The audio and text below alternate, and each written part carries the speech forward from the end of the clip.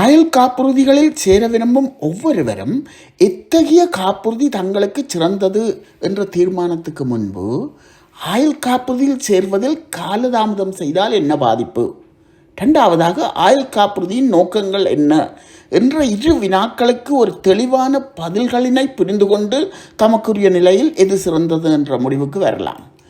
ஏனெனில் மாகாண அரசின் financial service commission of Ontario என்று சொல்லப்படுகின்ற நிதியியல் சேவைகள் சபை என்ற நிதி அமைச்சின் கீழ் இயங்கும் நிறுவனம் ஒருவரின் வருமானம், நிதி நிலைமைகள், எதற்காக அவருக்கு ஆயுள் காப்புறுதி தேவை என்பது பற்றி அவர்களின் விண்ணப்பத்தில் தகவல்களினை பெற்று அவை பற்றி மதிப்பீடு செய்த பின்பு எவ்வளவு தொகையில் எத்தகைய ஆயுள் காப்பீடு திட்டம் உகந்தது என சிபாரிசு வழங்க வேண்டும் என முகவர்களுக்கு சட்ட ரீதியான உத்தரவு வழங்கியுள்ளது.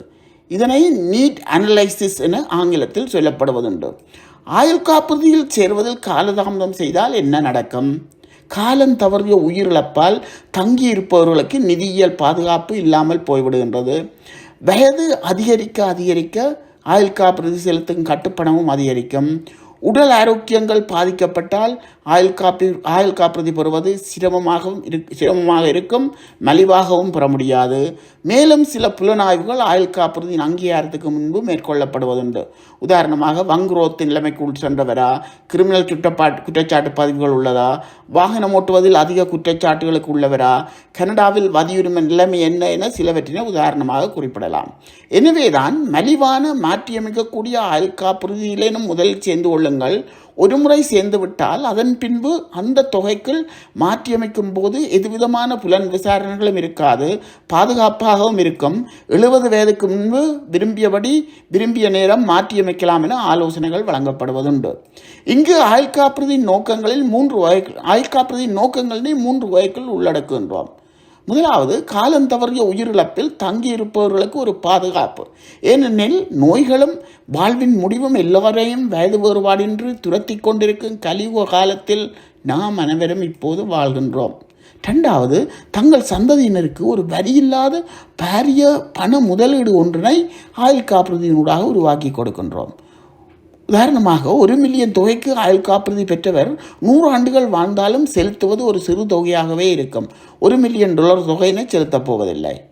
அடுத்ததாக, வயோதிக காலங்களில் சில ஆயுள் காப்புறுதி திட்டங்களிலிருந்து வருமானமாக பணம் பெறலாம். தங்களின் இன்றைய வயதில் $1 மில்லியன் ஆயுள் காப்புறுதியில் ஒப்பந்தம் செய்கிறீர்கள் என கருதுவோம். தங்கள் வயதின் அடிப்படையில் டேர்ம் 20, டேர்ம் 30, டேர்ம் 40 என்று சொல்லப்படுகின்ற 20 அல்லது 30 அல்லது 40 வருடங்களுக்கு மட்டும் ஒரு குறிப்பிடப்பட்ட விலையில் உள்ள ஆயுள் காப்புறுதி திட்டங்கள், இது மிக மலிவானதாக இருக்கும். அடுத்ததாக, fixed rate whole life plan என்று சொல்லப்படுகின்ற நிரந்தரமாக வாழ்நாள் முழுவதும் ஒரே விலையில் செலுத்தும் ஆயுள் காப்புறுதி திட்டங்கள்.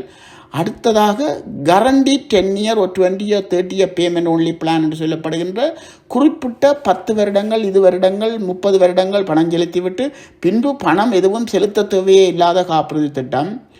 அடுத்ததாக, whole life insurance with investment plan என்று சொல்கிறது, அதனை யூனிவர்சல் லைஃப் பிளான் என்றும் சொல்லப்படுவது முதலீட்டு திட்டங்களுடன் சேர்ந்த காப்புறுதி திட்டம். மற்றதாக, cash value whole life plan என்று சொல்லப்படுகின்ற பண வருமானம் பெறக்கூடிய காப்புறுதி திட்டங்கள். இப்படியே பல வகையான ஆயுள் காப்புறுதி திட்டங்கள் ஒவ்வொரு திட்டங்களுக்கும் ஏற்ப மாறுபட்ட விலைகளில் கனடாவிலே சந்தைப்படுத்தப்படுகின்றன. தெளிவான மேலதிக தகவல் தேவையாயின் என்றும் நீங்கள் தயங்காது அலையுங்கள். இது போன்ற அரிய கனடிய தகவல்களை தெரிந்து கொள்ள எமது சேனலை சப்ஸ்கிரைப் செய்து கொள்ளுங்கள். நன்றி.